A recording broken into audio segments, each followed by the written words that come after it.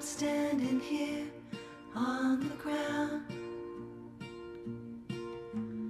I love my dad because he takes me to basketball even if it's really early. He tries to provide us food when we're having a tough time. I love my dad because he loves me and cares for me. I think being a good dad means taking care of their children. I think being a good dad is being funny. What is a father? It's someone who is a loving husband and a caring dad who's around. They shape and misshape us. They shape the commitments we make with others.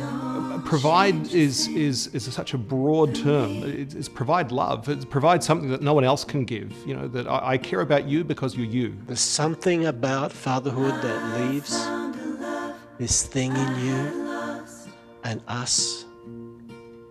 This thing that can make us or break us. I've seen in fathers how they give of themselves for their sons, for their daughters. They go to extraordinary lengths to be there for that person. The experience of fatherhood has been about learning to be a son, and learning to be a son even in circumstances which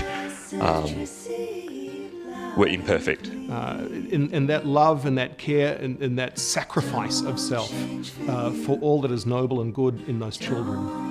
I think a good dad means it's a good person.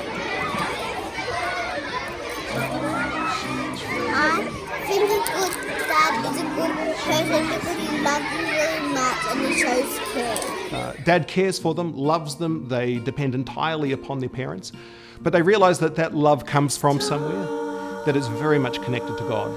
My favourite thing about my dad is that he is so nice and kind.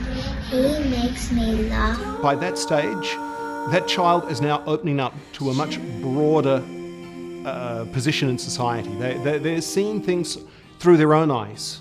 They're making their own judgments. And ultimately, they're going to be tested in their character. I think that relationship that you have with your teenager, that was built when they were 6. That was built when they were 10.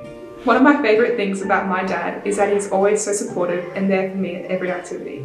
He's always on the sidelines, cheering me on and playing an active part in my life. We may not necessarily share the same passions, but he always shows up when it matters most. So it's very important to have that time out with each one, listening, understanding, giving you a little bit of advice. I mean, you do need to guide, you do need to give advice, you do need to actually direct at times. You know, I've always seen my dad as such a strong, determined figure, and to see now my responsibility to look after him and love him to the very end is certainly what kind of shapes my relationship with him today. I realised how much I needed him. I realised how much more there was for me with him. With our parents, if they become old, they enter into their second childhood, and then there's suddenly that awesome responsibility of being like a father almost to your own parents.